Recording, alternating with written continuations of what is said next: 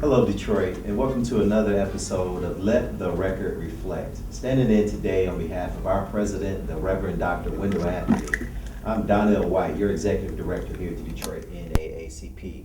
So the Republican National Convention has come and passed, as has the Democratic National Convention. The political landscape is heating up and opinions are in the air. And as you know, the NAACP is a nonpartisan organization, but we do seek, through our Take Your Souls to the Polls initiative, a very concerted effort to educate the voters. Our first phase is our registration efforts. Our second phase is our education campaign, which we'll focus on here today in educating you, the voter, the citizen, on what's at stake with this upcoming election. The third piece is our mobilization efforts, and lastly, our protection efforts to protect your right to vote at the polling site. As you know, in the state of Michigan, we have 8, or I should say within the Michigan, and particularly in the city of Detroit, we have 8 ballot initiatives, 2 statewide and 6 here locally. Today, I'm joined with my guests representing Proposal 2, the Protect Your Jobs initiative, Ms. Destiny Turnboe, who's the Regional Director for Protecting Working Families. I have with me Ms. Dianne Byrum of the Michigan Energy Michigan Jobs for Proposal 3, the Michigan Renewable Energy Standard, and Ms. Renee Weathers, the Outreach Director for the Michigan League of Human Services, representing Proposal 5, the supermajority to require a 2/3 vote on future tax increases. Let me welcome you all to Let the Record Reflect. Thank you. Thank you. So with all of the issues on the ballot, some were worried that there will be a lot of voter turnoff as we get to the end of the ballot. So as we begin, Ms. Turnboe, what's at stake coming up for this election? Do you have worries that individuals might not get to the end of the ballot? And what does exactly proposal number 2 and the Protect Our Jobs mean? Well, the proposal number 2 to protect working families is all about protecting our heroes, protecting those like nurses, firefighters, police officers, and just protecting their voice and their rights to have a say in their job and the jobs they do. There's teachers that bargain for their class sizes and the curriculum that they use. Nurses do the same for their patient ratios, and also police officers and firefighters fight for the equipment that they have as well. Sure. As far as voter turnout, I think that I'm encouraged by today's Allies meeting because I feel is that there are a lot of people out there that are really on top of it. And it's just a matter of reaching those key people and letting people know once they get registered, actually just getting them out there to vote. There's a lot at stake at this election. It's very important that people don't just vote, just for the presidential, but that they go straight down the whole ticket and really think constructively about the issues that are at stake because they're very important, I think. Now, Dianne Byrum of the Michigan Energy Michigan Jobs. There's a lot of talk about going green in the state of Michigan and this renewable energy. Right. And with Proposal 3, the Michigan Renewable Energy Standard, what are we talking about on this upcoming ballot initiative? We're talking about taking the success Michigan has had with its current renewable energy standard and not stopping at 10%, continuing the gradual increase about 1.5% a year till we get to 25% by 2025. That's wind, solar, hydro, and biomass. And this is about Michigan's future. The Michigan Nurses Association has called this the most significant public health issue in more than 20 years because of the impact using more renewable energy will have on health, particularly in environmental justice communities, where we know that the toxic emissions that are coming out of the coal-fired power plants have dramatic impacts on children with asthma and the increased rates in asthma, on the neurological development of children's brains because of exposure to mercury, the impacts on lung and heart disease, particularly with senior citizens. So there's a significant health message here, health impact. But also, as we go to more renewable energy, wind turbines, for an example, there are 8,000 parts in a wind turbine, and every single one of them can be built in Michigan and putting Michigan workers back to work. This proposal requires that the legislature put in place policies to hire Michigan workers and to use Michigan manufactured products. And Michigan State University just did a study, and an independent study looking at the employment impacts of this proposal.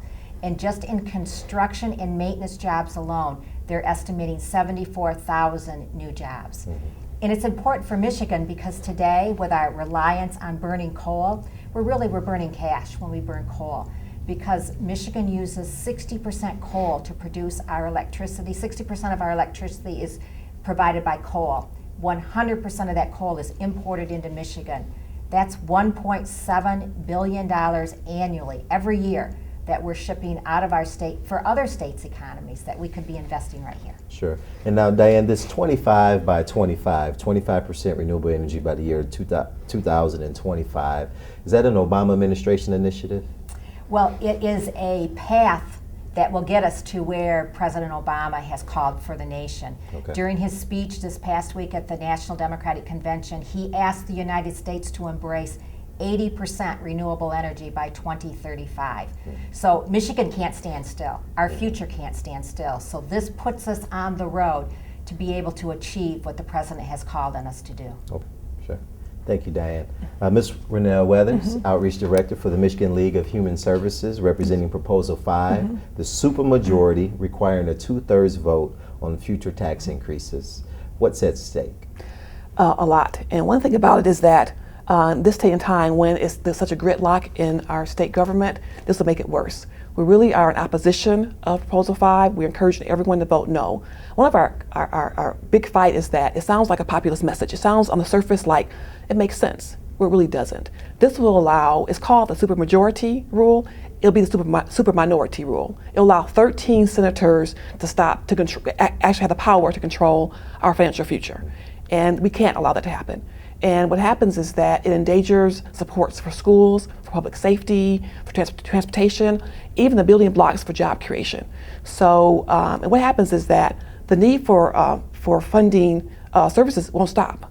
And so our legislators' hands will be tied. They'll have to either raise fees or shift the cost to local governments in property tax increases. So, and all the other states that have done this, they have not been successful. California, we don't want to be California and have our legislators' hands tied. Sure. Really must fight that and encourage people to vote no on Proposal 5. Sure. And when we say we want to move to a supermajority, what's current in place in the Michigan legislature? The Michigan, since 1837, we've had majority rule, and that's worked. There's been no problems with that. And sometimes we even have gridlock sometimes with that. Sure. So to put more layers on top of that will make it almost impossible. Like right now, in 2011, we passed drastic business cuts. Right now, business pays 2% of our revenue, share of our revenue. That's totally unfair. To reverse that would be almost impossible with this law. And so the inequities, they're already happening in schools, will just almost multiply. Certainly. So, Detroiters, we're joined today with Ms. Destiny Turnboe, representing Proposal 2, Ms. Dianne Byrum, representing Proposal 3, and Ms. Renell Weathers, representing Proposal 5. We're going to take a short break, but when we come back, we're going to round up our discussion and talk about what does the yes or no votes mean, and more importantly, how is this going to affect you at home each and every day. You're watching Let the Record Reflect here at the Detroit NAACP, and we'll see you right back after this break. You're watching Let the Record Reflect with the Detroit Branch NAACP, celebrating 100 years of civil rights and social justice advocacy. Welcome back to Let the Record Reflect. I'm your host today, standing in on behalf of our president, the Reverend Dr. Wendell Anthony. Donnell White, your executive director. We've been talking about the upcoming November 6th general election and the myriad of ballot initiatives that we will be looking at as Detroiters and as Michiganders. Today, joining me representing Proposal 2 is Ms. Destiny Turnboe with the Protect Our Jobs proposal. With Proposal 3, Ms. Dianne Byrum with the Michigan Renewable Energy Standard. And with Proposal 5, Ms. Renell Weathers of the Proposal 5 supermajority to require a 2/3 vote on future tax increases. So Destiny, Dianne, and Renell, we've talked about the meat and potatoes behind these ballot initiatives. So Detroiters and Michiganders are going to be asked to vote on these issues. What exactly, Renell, does a yes vote or a no vote mean on Proposal 5? A yes vote would mean that it will require, right now we have 110 state house members and 38 state senate members. It would require 2/3 of each house in order to pass any increases for any investments or any tax increases at all. A no vote would mean that what has been the traditional for Michigan, the simple majority vote will stay in place, which has worked. And one reason that is so important right now, local governments are having such a hard time. Even the city of Detroit, Sure. smaller townships having equally trouble. This will make it even worse for them. That's why the business leaders of Michigan, the Michigan Township Associations, the Michigan Municipal League, and Michigan Health and Hospital Association supports this. So we have non-traditional partners coming together about this because everybody knows this will be really bad for Michigan. Now, Renell, a lot of partisanship and individuals, the actual voters will look at this as people who play games. And so when we talk about voter apathy and low to voter turnout, it's not that people are disengaged as much as they are upset and feeling disenfranchised from the process. So does this help cut down on the partisanship or for individuals who can hold out on issues, or will this help contribute to that effort? This will contribute to it because what happened is that right now with the partisanship in Lansing now, it'll be even worse because everybody, and for 13 legislators being able to stop anything, that's an easy group for lobbyists, special interests to get control of. That's a much smaller number than they have now. So it really, so partisanship will actually have their heyday if this actually passes. So it's really important that we vote no. Okay. Thank you very much. Ms. Dianne Byrum of the Michigan Renewable Energy Standard, Proposal 3, yes means what, and what does no mean? Well, yes means that we're going to get the innovation, the investment, and the jobs for a renewable energy future. That's investing in wind, solar, biomass, and hydro, using Michigan's renewable energy sources to rein in the high price of electricity. It's also going to mean that we're going to have a healthier environment, cleaner air, cleaner water, a healthier environment for our children to grow up in Michigan, and jobs for their future. A no vote is going to be status quo, continuing higher prices for electricity. We're not going to get the innovation, we're not going to get the jobs, and we're not going to be part of this new sector, the future. Sure. Destiny, last, Proposal 2, the Protect Our Jobs Ballot Initiative. Yes means what, and what does no mean? A no vote means, like Dianne was saying, a continuance of the status quo. Right now we're in a state of where the legislator has been killing us with the death by 1,000 cuts. We've been seeing cuts to seniors' pensions, cuts to healthcare issues, cuts to the education and the education budget and things like that. We'll see a continuance of that. A yes vote means that we're going to be able to protect working families. We're going to be able to increase the budgets for different things that they're doing. Our students will continue to learn in an environment that encourages them to learn with smaller class sizes. Nurses will be able to take care of their patients and be able to talk with their employers about issues that they're facing on the job. Firefighters and police officers will have the equipment that they need. And in addition to that, in addition to our heroes, we're also going to see the income inequality gap begin to decrease. So as we wrap up, Destiny, Dianne, and Renell, I'm going to give you an opportunity to say what Michigan and Detroiters need to vote on November 6th. So for Proposal 2, Destiny, you say? Yes. Yes. For Proposal 3, Dianne? Yes. Yes. And for Proposal 5, Renell? Vote no on 5. No. So we got 2 yeses and 2 noes, Detroit. I do want to thank our other participants who came to our recent Allies Issues and Action meeting. We had representatives from Proposal 1, the Stand Up for Democracy, to do away with the Public Act 4 and the dictator law. We had representatives from the Proposal number 6, to require voters to vote before building a bridge to Canada.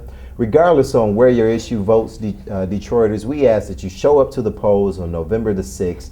Make sure your voice is heard. At the NAACP, we say take your souls to the polls and vote like your lives depend on it, because quite frankly, it does.